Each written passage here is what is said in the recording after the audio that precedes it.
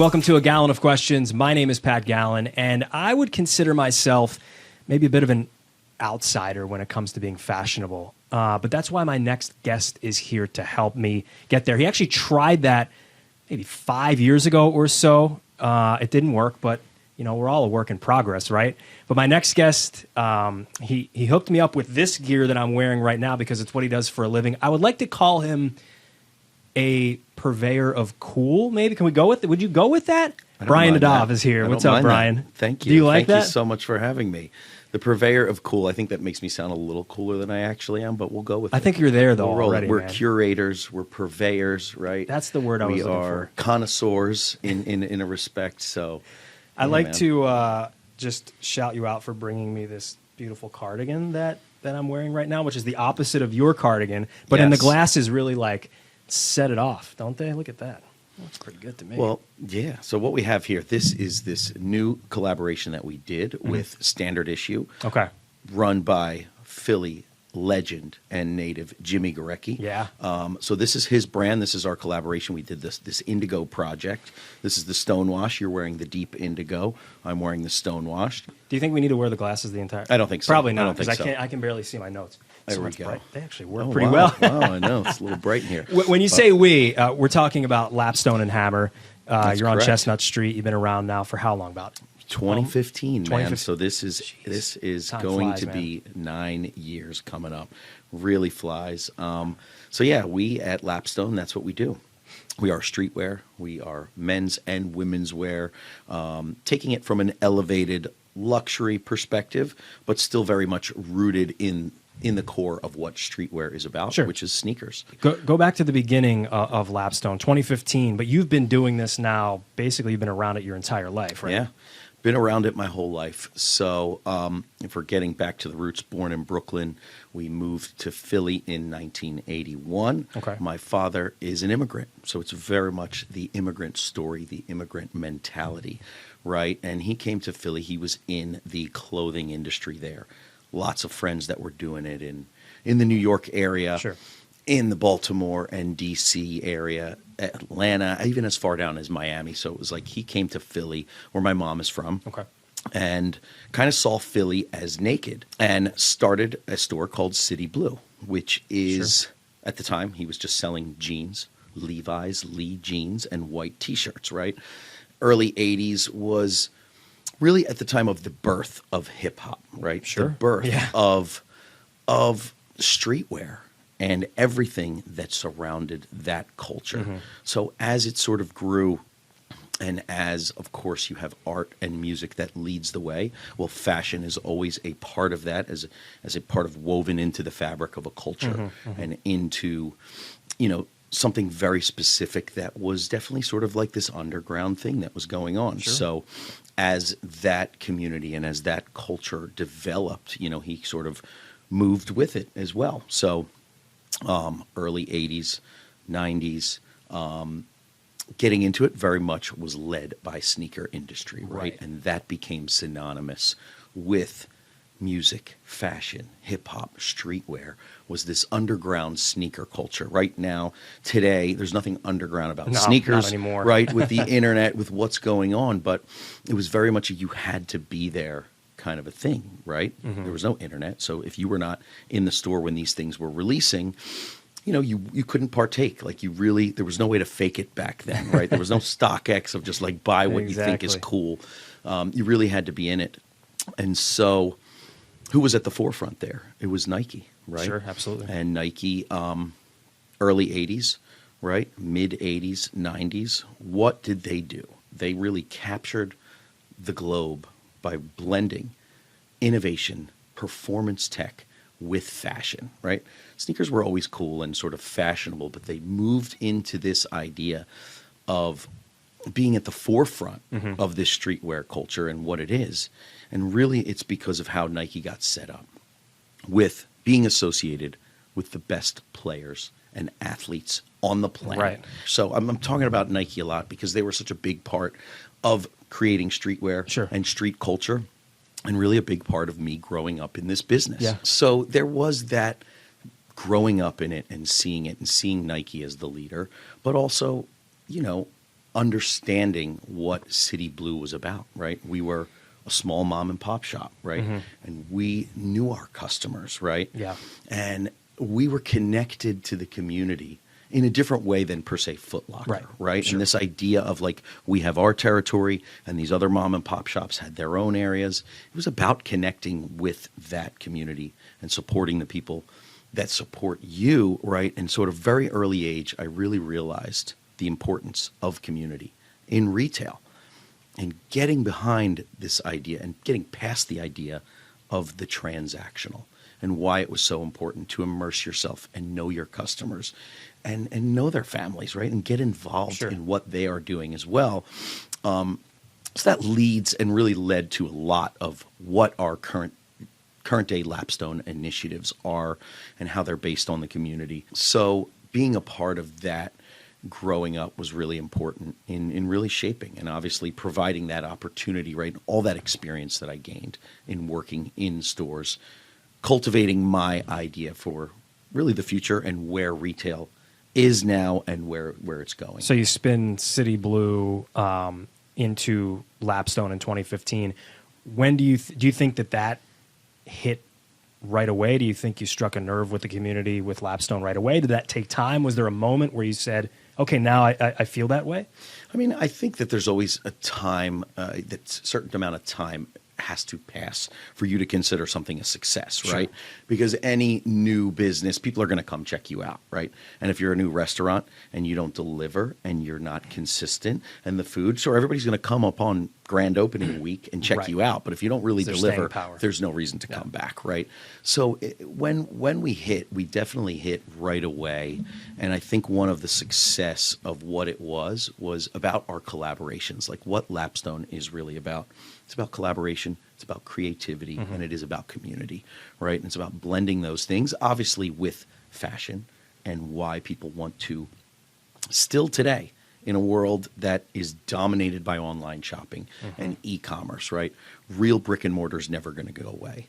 Why? Because people still want to touch and feel. And the boutique industry at the time when we first opened was very much the boutique sneaker world, I should say, in the streetwear world, was this pervasive attitude of, just this cool guy and this sort of attitude, right? Of just, you, if you're a common person just trying to come in and say, hey, I'm looking for a cool pair of kicks, that you don't feel intimidated by asking a question and have somebody looking you up and down and sort of judging you. Lapstone is about making people feel comfortable. It's about welcoming, the sneaker connoisseur, but it has to appeal to the average passerby as well, And so it's about comfort. It's about making people, feel welcome. Providing an elevated atmosphere, right? Providing this experience, right? Why do you want to? It takes a lot of effort now to go downtown, park, walk, and get into the store. So for us, if you are doing that, we need to be able to deliver an experience.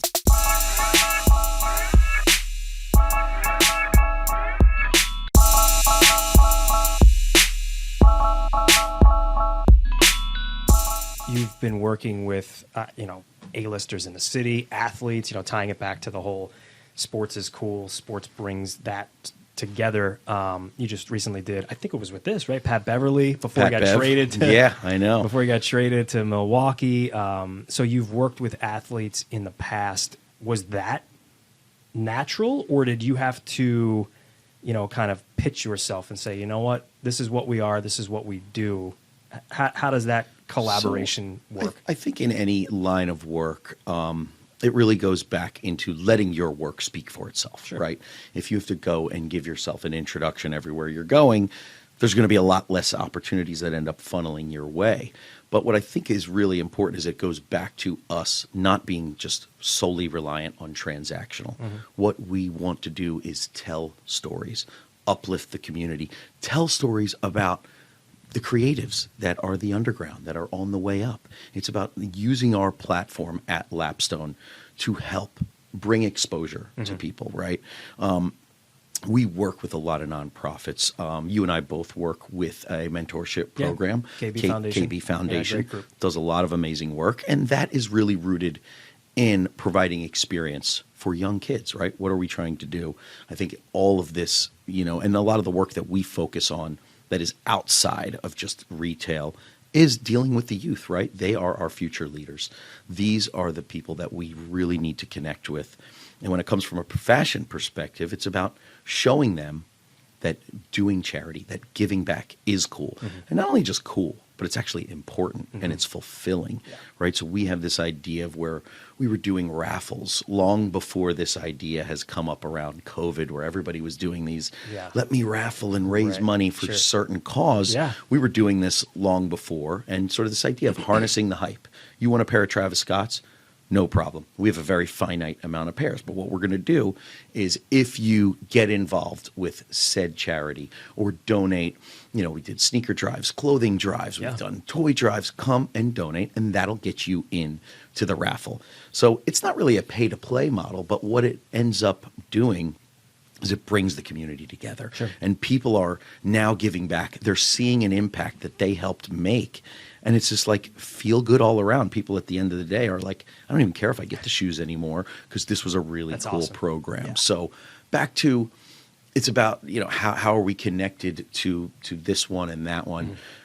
It's beyond the transactional, and it's about being genuine.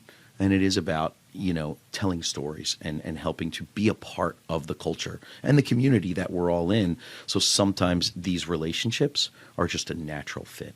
And they just happen naturally and organically and are not just rooted in, I got some cool kicks for you. And, and develop these relationships. As we all know, the most meaningful relationships are the organic relationships. No doubt. We can continue to build and grow.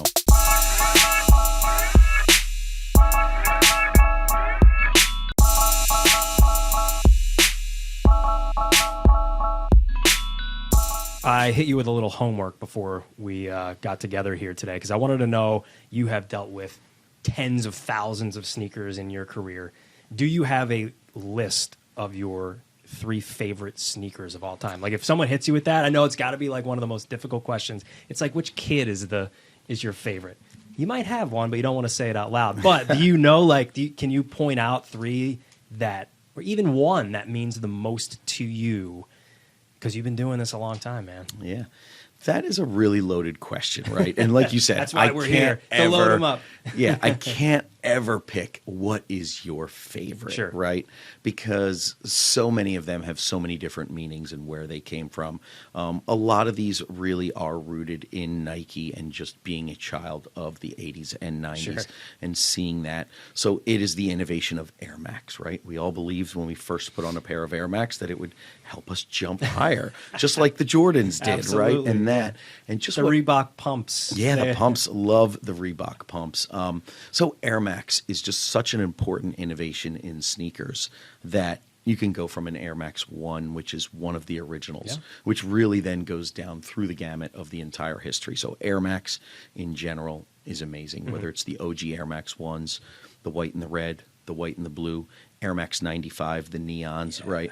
So important in the development of sneakers. When it comes to Jordans, definitely Jordan 1, Jordan 3, Jordan 4.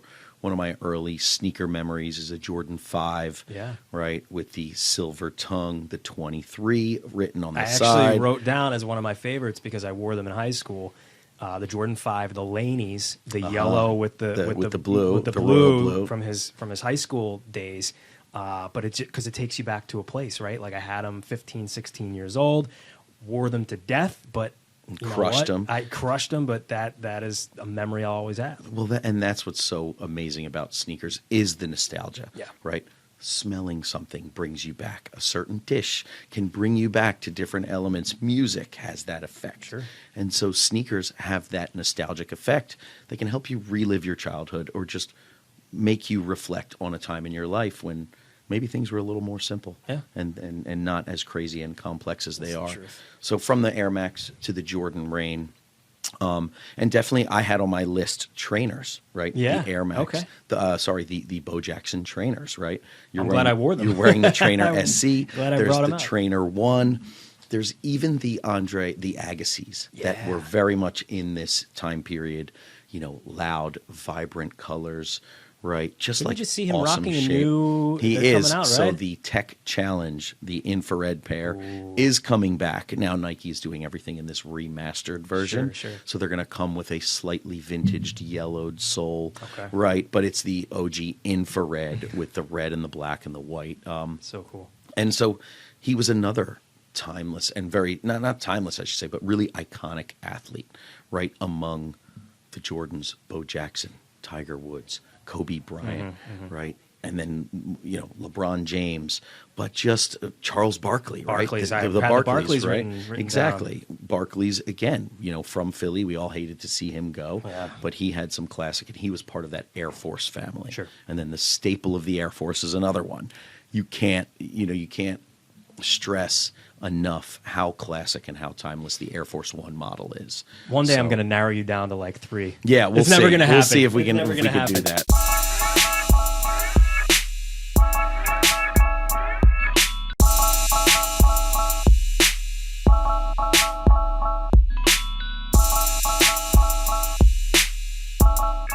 I'll put the glasses back on. You don't have to, but I will for our final segment, which is a gallon of questions. Okay. Rapid fire. We pull them out.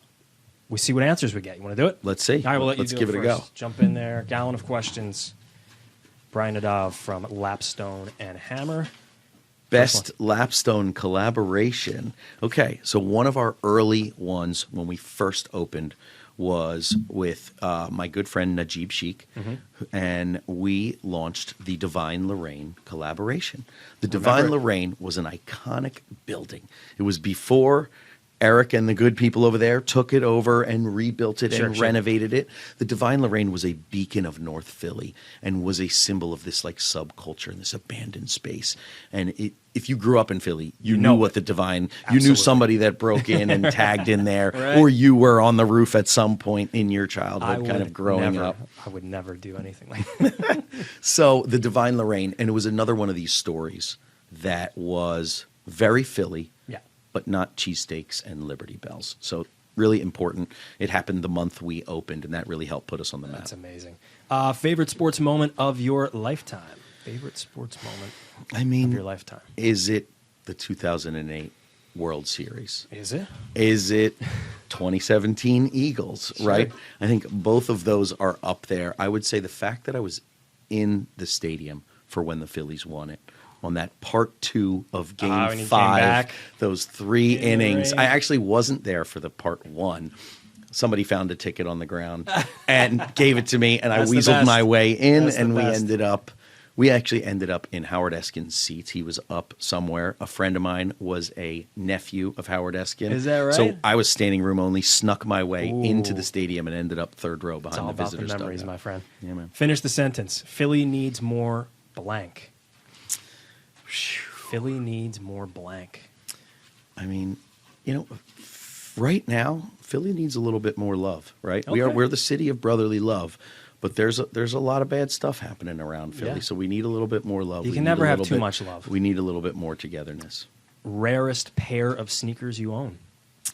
That's a tough one too. I should say something more recent is a pair of they are called The List. It is the DJ Clark Kent Okay. The List Air Force One.